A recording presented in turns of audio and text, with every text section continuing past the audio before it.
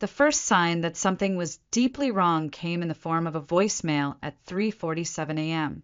I was already half awake, not because of any noise or dream, but because of that strange tension in the air, the kind your body notices before your brain does. My phone buzzed softly on the nightstand, and I blinked into the darkness, reading the caller ID. Mom. I let it go to voicemail. Evelyn Clark didn't call in the middle of the night unless someone had died, or unless something had gone terribly, catastrophically wrong. I lay there, staring at the ceiling, heart racing. Then the second buzz came. A text from Dad. Nadine, come to the house. Now. No punctuation. No context. Just demand.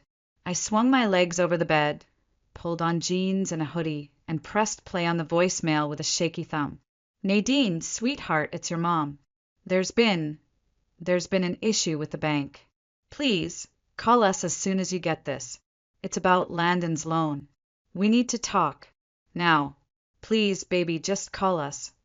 The voice was breathless, cracked at the edges, and that's how I knew it was real, because Evelyn Clark didn't crack. She managed. She guilt. She orchestrated, but she never cracked. The drive to my parents' house took exactly 90 minutes, most of it through empty residential streets lined with perfectly trimmed hedges and glowing porch lights. Boulder was always quiet at night, but that morning, because, let's face it, for AM was morning, it felt like the city was holding its breath. When I pulled into the cul-de-sac, the Clark house looked exactly the way it always had. Not a single tile out of place, the porch light still humming faintly like a beacon of upper-middle-class respectability. But something was off. The front door was already open. Inside, my parents sat at the kitchen island like mannequins, still, stiff, pale. My father looked like he'd aged 10 years overnight. My mother's hair was down, something I'd only ever seen when she was sick or grieving. I didn't say hello. I didn't sit down. What did you do? I asked quietly. I already knew. God help me, I'd known for weeks that this moment was coming. My mother stood, wringing her hands. Honey, please, just listen before you jump to any conclusions. Did you use my savings? Silence. My father cleared his throat. It was collateral, he said, for Landon's business loan, just as backing. We never thought it would come to this. I felt the floor tilt beneath me. You what? My mother stepped forward, her voice trembling. Brady, his partner, disappeared. The payments are overdue. The bank's calling in the loan. They said they'll seize the collateral if we can't pay. My savings. The account I'd opened when I was 16. The one I'd nurtured through college, graduate school, my first job, every bonus, every raise. 15 years of quiet, careful discipline. Explain to me, I said slowly, how you even had access. My dad looked away. We had some of your old paperwork, from when you were a minor. The bank manager, we've known him for years. He thought it was just an oversight. You forged my signature. No, Mom said too quickly, then quieter. No, not exactly. We just implied your participation. I laughed. It wasn't a nice sound. It scraped out of me like broken glass. And Landon? I asked, where is he right now? My dad sighed. He's not answering. Of course not. My hand moved to my pocket. I pulled out my phone, unlocked it, and opened the banking app. Turned the screen toward them. Mom leaned forward, squinting, then blanched. No, that can't be right. There should be over 300,000 in there. There was, I said, letting the words freeze the room. Not anymore. My mother's mouth opened, then shut. My father's jaw clenched. What did you do? She whispered. I smiled without warmth. That's your question? After you stole from me. Dad stood. Nadine, please. The house is tied to this, too. If we default, we'll lose everything. I looked around the kitchen. The same granite counters I'd wiped clean every night as a teenager. The same floor I'd once scrubbed with a toothbrush because Landon had spilled juice and blamed me. "You already lost everything," I said. "You just don't know it yet." And I walked toward the door without another word.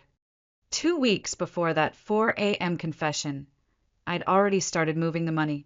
Not all at once, never all at once. That would have triggered alerts, and my parents might not have noticed numbers, but they noticed drama. So I shifted it slowly, methodically across multiple accounts. Then I moved it all offshore. A shell company, Clark Horizon Holdings, registered legally in the Cayman Islands. I had help, good help. Her name was Janelle Walsh, my best friend since college, and now one of the sharpest estate attorneys in Denver. She was the first person I called after I overheard my mother on speakerphone talking to Landon in a tone that didn't match her words. "She won't even know it's gone," Mom had said, casual as if she were discussing the weather. "We'll just file the paperwork, and if Landon's business takes off, she'll never need to know." I stood frozen outside the study door, heartbeat thudding so loud I could barely hear the rest. But that had been the moment. I drove straight to Janelle's office that night, walked past the janitor vacuuming the hallway, and handed her a flash drive. "Listen to this," I said. She did, twice, then leaned back slowly in her chair. "They're planning financial theft, and you're the target." I nodded. "Then we need to beat them to it," she said, reaching for her laptop. It took us 3 hours. By morning, Clark Horizon Holdings was real. Every cent of my earnings, my emergency fund, even the small inheritance from Grandma Betty, was legally transferred to the company. On paper, the assets were no longer mine. They were owned by an entity I controlled, but no court could seize it without a fight. That was the moment I stopped being the dutiful daughter. I became the firewall.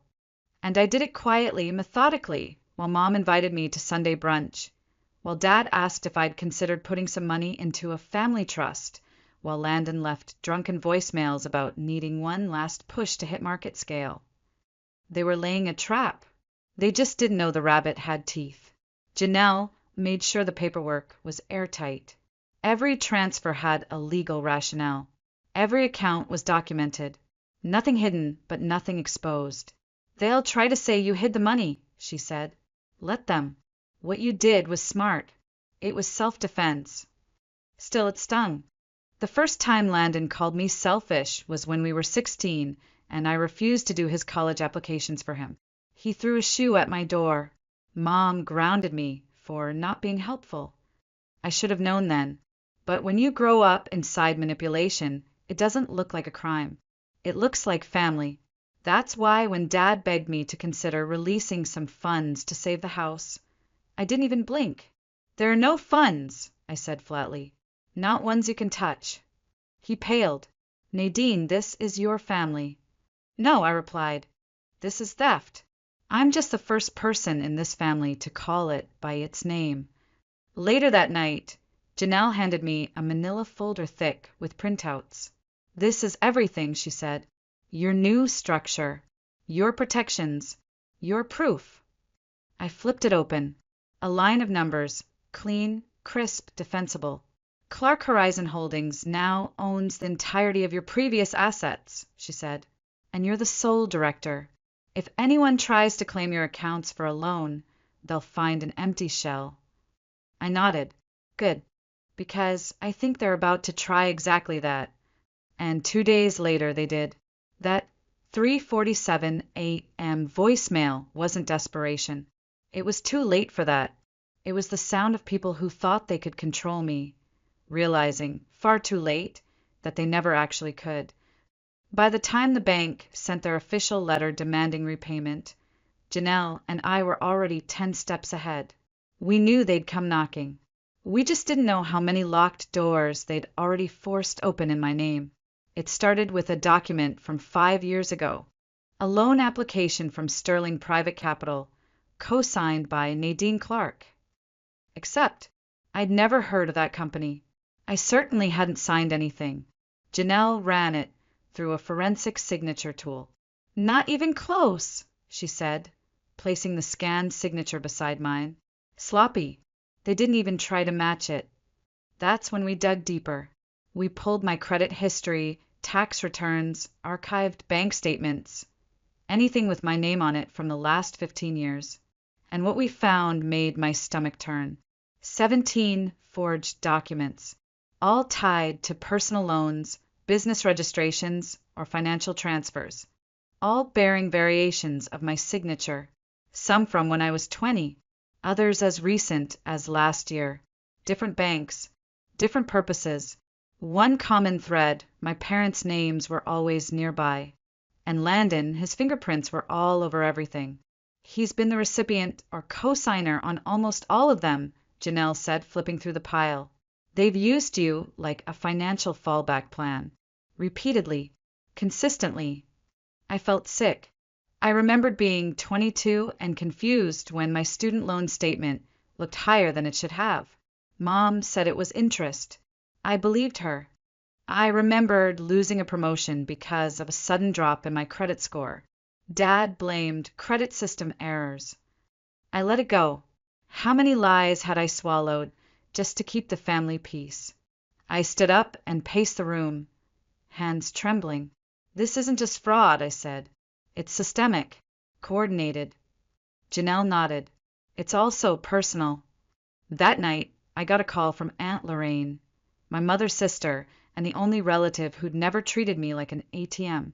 Her voice was tight, fast, like she'd been waiting for an excuse to speak. Nadine, they screwed you, she said. They've been screwing you for years. I sat down slowly. How do you know? Because your grandparents left part of the house to you, she snapped. A third, in fact. It was in the will, a direct inheritance. But they never told you, did they? No, they didn't. She cursed. Of course they didn't. They've been making decisions about that property like they own it outright. But legally, you've had a stake since you were 18. My hands clenched the edge of the table. And the trust fund, she added, the one you thought disappeared during Landon's freshman year? That was yours too. They liquidated it when you were still a minor. Said it was reallocated. It wasn't. I stared at the wall, the weight of it all pressing into my chest. How much? I whispered. 90 grand. At least. My world tilted sideways. I thanked her, barely remembering what I said. Then forwarded everything. Documents, timelines, voice memos to Janelle. Her response was immediate. This is not just fraud, she said. This is financial abuse. We built a timeline. We highlighted patterns. We named names. And then we drafted the first lawsuit. I wasn't just protecting what was mine anymore. I was reclaiming what they'd stolen. 3 days after that 3 a.m. call, I came back to the house. This time I didn't come alone. Janelle walked beside me, clipboard in one hand, a slim black briefcase in the other. Her heels clicked against the hardwood floor, like a metronome for reckoning. My parents sat at the same kitchen island where they'd begged for my savings. My mother looked smaller somehow. My father's shoulders slumped forward. Landon, of course, was late. Perfect. Let's begin, Janelle said, placing the stack of documents on the island. We're here so Nadine can present the legal and financial evidence of the fraud committed in her name. You'll remain seated and silent until she finishes. Dad scoffed. This is ridiculous. Page 3, I said calmly, sliding a sheet forward. That's a loan application to Sterling Private. Signature line, not mine. Mom leaned forward, eyes narrowing. It's just a name. Page 6. I didn't let her finish. A transfer of my college fund into Landon's LLC. You claimed it was a reallocation. You never asked for my consent. Nadine, sweetheart. Page 9. I continued, voice steady. Bank statements from Midtown Credit Union. You used my savings account balance as collateral, dated 2 months ago. My mother blinked. That can't be right. You had over $300,000. I did, I said. 3 months ago. The kitchen went still. Dad stood abruptly and walked to the window like the hydrangeas outside had become fascinating. Mom's hands fluttered nervously. "We had to do something," she whispered. "Landon and Brady had an opportunity. Where is Brady?" I interrupted. Silence. "He's disappeared," Dad finally admitted. "No one's heard from him. We think maybe Singapore." I laughed, but there was no humor in it. "So, your brilliant business partner vanished, and instead of calling the police, you decided the solution was to forge my documents and steal from your own daughter." "We didn't forge," Mom insisted, voice rising. "We were helping the family." "No," I said. "You were helping Landon, and you dragged me into it without permission." The door slammed. Landon stumbled in, reeking of cheap whiskey and desperation. "Did you tell her?" he slurred, pointing at Dad. "About the foreclosure notice?" My head snapped up. "What notice?" Mom shot him a glare, but he kept talking. "10 days," he said, leaning against the doorframe. "We got 10 days before they take the house." I stared at him. "You let it get to foreclosure?" "You can fix this," he shouted suddenly. "You have the money, Nadine. You always do. Little Miss Perfect. Always saving, always prepared. Enough!" Dad's voice cracked like a whip. "Landon, sit down before you fall down." I gathered the documents into a neat pile. "So the house is going. The loan is defaulting. And now you expect me to come in and save you again." Mom reached for my hand. "Nadine, sweetie, we can fix this. Just move some funds back." "Those funds don't exist anymore," I said coldly. "They belong to Clark Horizon Holdings, and that entity is inaccessible." "But we're your family," Landon groaned. "You can't just let this happen." "I'm not letting anything happen," I said, walking to the door. "I'm letting you experience consequences. For once in your life." Dad called after me. "The media will be all over this. The foreclosure, the scandal, it'll ruin our name." I turned back. "You did that yourselves. When you decided my consent didn't matter. When you chose fraud over integrity." Mom's voice was a whisper. "What are you going to do?" I looked at them for the last time. "I'm going to let you live in the mess you created without your safety net." Then I opened the door, and behind me Landon muttered, "But you promised. You said Nadine would fix everything. Not this time." It didn't take long. By the next morning, rumors were already circulating at the country club. A foreclosure notice on the Clark residence. Quiet whispers about Evelyn's absence at the charity board. Douglas's sudden leave from Halcyon Wealth Group. People connected dots fast when money was involved. And I didn't say a word. Not until Aunt Lorraine called again. "You need to see this," she said, voice clipped. "Your father's firm is being audited. Word is this isn't the first time they've smoothed over questionable transactions." I stood in my kitchen, clutching a mug of coffee I hadn't tasted in hours. "Are they investigating him?" "Not just him," she said. "The whole executive tier." Someone handed over a file. Anonymously. I didn't have to ask who. Janelle had already submitted copies of the forged documents and falsified banking information, along with a formal complaint outlining every instance of financial abuse I could prove. "This isn't about family shame," she'd said firmly. "This is about accountability." The same day the complaint became public record, I received a text from Landon. "You destroyed everything. Hope you're happy." I didn't reply. Then came the one from my mother. "Your father's firm is asking him to resign. The media is circling. If you care about us at all, you'll stop this now." That word again, us. As if I was never part of it. I was reviewing new court documents with Janelle when Lorraine called a third time. "He did it again," she said. "Who?" "Landon," she snapped. "He took out another private loan. Not from a bank. From people who don't leave paper trails." My blood turned to ice. "How do you know?" "One of them showed up at my house looking for him." Janelle was already pulling up real-time alerts. If these people are who I think they are, we need to call law enforcement. My phone buzzed. Family meeting, 7 p.m. Tonight, non-negotiable, a group text. From Mom. I stared at it for a moment, then typed a single reply. I'm bringing my attorney. At exactly 7 o'clock, I walked into the house I no longer called home. Janelle beside me, calm and unreadable. The living room was full. Mom's mascara was smudged. Dad looked pale, exhausted. Landon was pacing, his knee bouncing like a jackhammer. Lorraine and my cousin Morgan sat on the far end of the couch, arms crossed, watching everything. This is a family meeting, Mom said coldly. Your lawyer can wait outside. She stays, I said, taking a seat. Now, let's talk about why we're really here. We need to fix this, Dad said, barely above a whisper. The foreclosure, the investors, it's spiraling. Because you committed crimes, Lorraine said flatly. Mom stood, voice rising. We did what we had to do, to protect the family. To protect Landon, I corrected. Same thing, she snapped. Landon jumped up.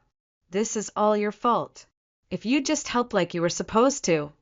I pulled out my phone and hit record. Say that again, I said calmly. Tell me exactly what I was supposed to do. He blinked. Mom and Dad said you'd understand. That you'd do what's right. That's why they used your accounts. Travis, Mom hissed. Stop talking. They said you'd never let the family fall apart, he continued. That's why they forged your signature. They knew you'd fix it. Janelle didn't even flinch. She just tapped the record button again. Lorraine raised her own phone. I think we're all recording now. Then Morgan looked down at his screen. Oh, he said with a little smile. I think I just accidentally streamed this entire conversation to the club group chat. The room froze. The what? Dad whispered. Morgan held up his phone. And look at that. A couple local reporters are in that chat. You wouldn't, Mom whispered. But it was already done. And suddenly, no one had anything left to say.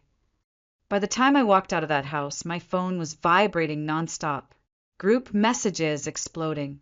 Country club scandals. Anonymous posts from concerned neighbors. The audio file from our little family meeting had already been downloaded dozens of times.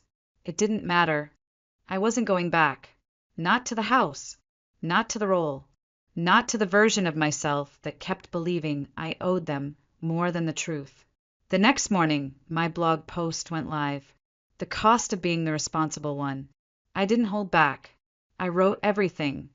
The forged signatures, the fake loan paperwork, the savings account used as collateral without my consent. I uploaded scanned documents, audio clips, legal proof. I didn't name names, but I didn't have to. The internet filled in the blanks. Within hours, I was flooded with messages. People, hundreds of them, sharing stories of being financially abused by their own families, used, lied to, betrayed. Most of them had never told anyone before. You hit a nerve, Janelle said quietly, scrolling through the avalanche of comments. You started something. Lorraine called again. Your father's firm just issued a public statement, she said. They're calling it early retirement due to personal reasons. Translation: fired with prejudice. She didn't sound sad. And your mother's been dropped by every board she sits on. No one wants to be tied to this mess. I didn't smile. I didn't cry either. It just felt done. That afternoon, I sat across from Stella and a federal investigator. I handed over every piece of evidence we'd gathered. Fraud, identity theft, tax violations, potential RICO implications from the shell games Landon and Brady had been playing for years. It was bigger than even I'd imagined. They may not go to prison, Stella said later, but they won't walk away clean. Good, said. I'm not doing this for punishment. Then why are you doing it? She asked. I looked out the window where soft snow had just begun to fall over Boulder. For peace. That night I packed a suitcase. 3 weeks. Italy. Just me. A reset. Quincy showed up at dawn with croissants and coffee. Morgan had texted a link to a news article. Local financial advisor investigated in multi-million-dollar fraud. Dad's picture was right under the headline. They always thought reputation was armor, I told Janelle at the airport. Turns out it's paper. One match, and she nodded. And you lit it with the truth. Just before boarding, I got one last text. You can't just abandon your family forever. Mom, I held it up for Janelle to see. Watch me, I said. We both laughed. Not bitterly, not cruelly, just free. On the plane, I ordered champagne. I watched the mountains fall away through the window. I thought of my childhood home, now empty, of Landon, hiding somewhere, still convinced someone would save him, of my parents sitting in a motel room, trying to rewrite the story like they always did. But this time, the ending belonged to me. I thought of the voicemail Dad left me the night before. Pearl, please. We're still your parents. You can't just walk away. But they were wrong. I wasn't just walking away. I was walking toward something better, something mine. And I didn't look back. Italy was quiet. Not the tourist traps, not the bustling piazzas or jam-packed art galleries, but the hills outside Florence where olive trees bent with age and the wind didn't carry expectation. That's where I found my breath again. 3 weeks of silence, art, wine, sunlight, no voicemails, no guilt, no noise, just me. And then something unexpected. My blog post, the one I thought would sink into the noise of the internet, had gone viral. Not just locally, nationally. It had a name now, Family Fraud Syndrome, coined by a financial abuse advocate in Boston who said my story cracked open a silence no one dared name. I was asked to speak on a panel, then at a university, then by a state representative pushing for new legislation, protections against identity theft within families. I said yes, because it no longer felt like vengeance. It felt like building a firewall for every other Nadine who didn't have a Janelle or an Aunt Lorraine. I donated the restitution money from the bank, every last cent, to a financial literacy fund for women in vulnerable family structures. Not because I didn't need it, but because someone else needed it more. That felt right. Months passed. Lorraine sent me a photo once, Mom and Dad standing outside a low-budget motel in Nevada, faces hollowed by shame they still couldn't name. Below it, she texted, "She keeps saying if you'd just come back, this would all go away." I replied, "So would the truth." And that was that. Janelle and I started a side project, Clark Horizon Foundation, named for the very shell company that saved me. But now it funded real women, real exits, real autonomy. People asked me if I forgave them. I said forgiveness was never the point. Understanding was. And understanding this, that sometimes the kindest thing you can do for a drowning family is let go of the rope. I kept one thing, a photo. Me, age 17, standing with my diploma, bright-eyed, naive. It was taken 2 weeks before they stole my college fund. I didn't keep it to remember the pain. I kept it because that girl became me in spite of everything. And because one day when I'm older and someone else asks, "How did you survive that?" I'll show them her photo and say, "She didn't survive. She rebuilt." And that made all the difference.